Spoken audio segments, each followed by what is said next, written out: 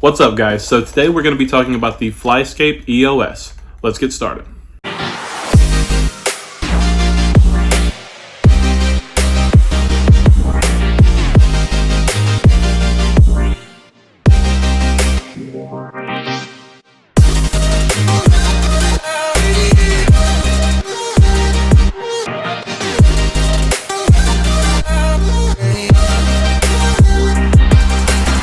So we'll start with the unboxing first, like we usually do.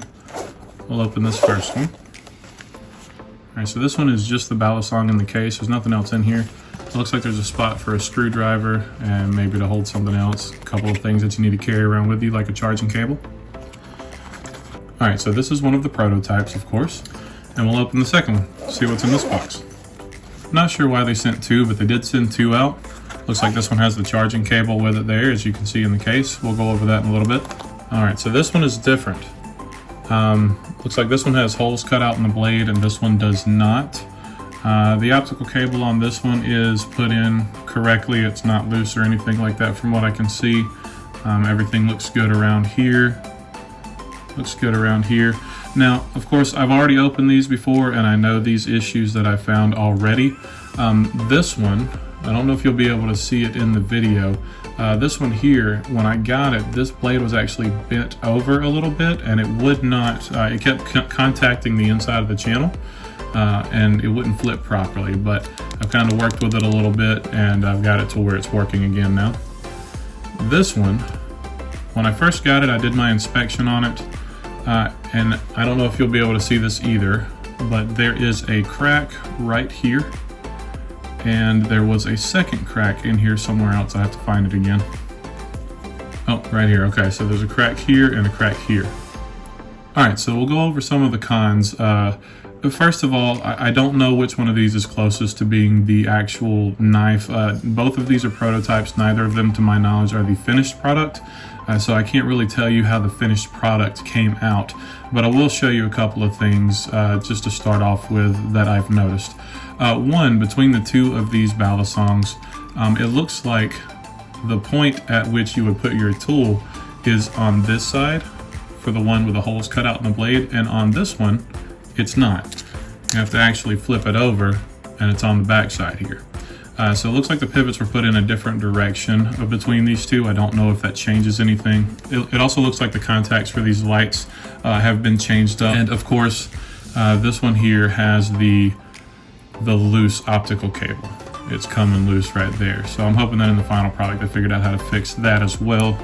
Now, one of the things that I noticed is, and you can see it kind of right here, it looks like this optical cable actually had some sort of plastic sheathing around it at some point in time that was supposed to have come off before being installed. There is some texturing and everything on the optic fiber cable from just being used. And you can see it's kind of starting to flake off. We'll talk about play a little bit. Of course, there is a ton of play.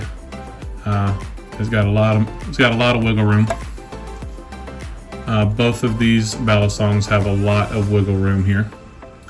And I think one of the last things I'd like to talk about before moving on to the next segment of the video is the hardware that's being used is T6.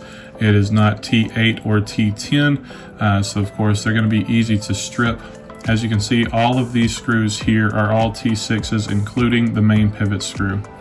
Now I have tried to tighten these and loosen them just a little bit because it was so much play and I was getting a lot of issues with the lighting. Let me turn these on real quick so that you can see. So one of the things that I noticed is that when you're wiggling the handles, the contact for the electrical supply kind of shorts out a little bit in certain ways. You'll see the light flickering on and off. You can see it right there, flickering on and off. I've been told that has been fixed in the final version of the Balisong, which I don't have to test. I wish that I did, that way I could tell you guys like how it's been improved before the actual final product came out. But for right now, let's get the lights back on so that we can talk about the rest of it. For the charging on these balisongs, these are both identical when it comes to that. As you can see, you have two prongs here on a single cable, and they very easily just magnetize one side to each and charge that way. The only negative that I've noticed from this setup is it did not hold charge all the time for me. I kept having to unplug it and plug it back in to get it to continue charging, as well as I was getting a buzzing type sound when I would plug them up. So I'm thinking there might be some sort of short in this particular system. Once again, I'll remind everyone, this is not the final product. These are just prototypes, so this is a test run for the pass around. I'm pretty sure that they fixed all of these minor issues before releasing the final product. As far as construction goes, I believe the scales on the outside of the Balisong here are made out of aluminum 7075, if I'm not mistaken. The inside here, everything on the inside channels is plastic.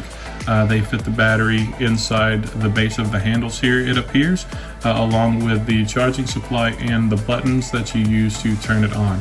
Now, this lights up independently from one side to another, so you have to flip two switches to get both sides to light up. And once you have both sides lit up, the blade also lights up along with that. Alright, so they're both lit up now. I have charged them both. I think it might just be too bright in my room. It's very difficult for you to see the light as of right now. But we'll do some more stuff with less light in the room so that you can see the LEDs lit up.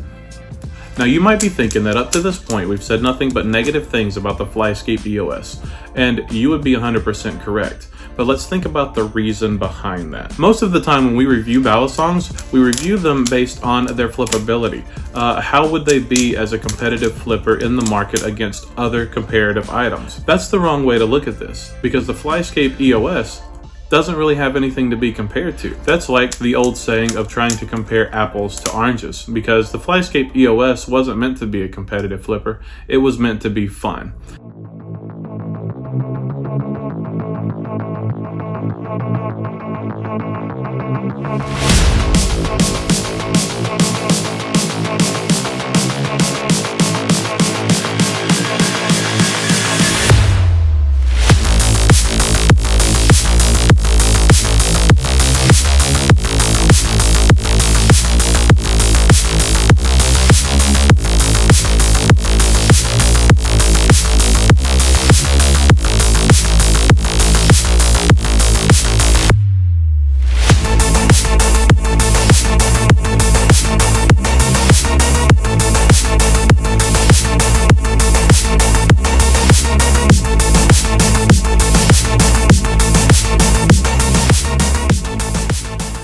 So is this a good beginner balisong for someone looking to get into the hobby?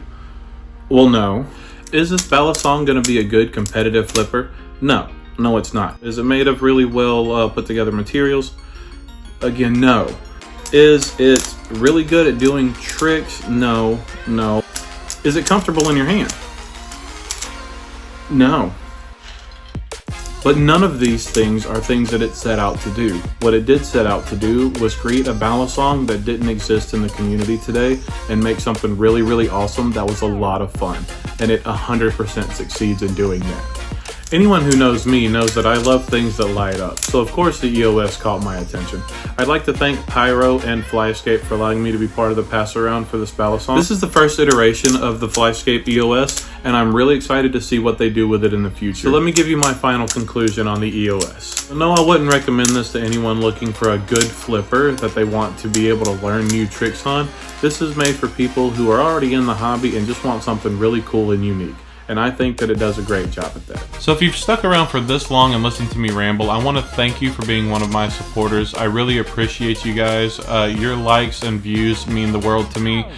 Please go down there, if you haven't already, like and subscribe. Leave me a comment. Let me know what you like, what you don't like, what you'd like to see in the future. And until next time, safe flipping, and I'll see you in the next one.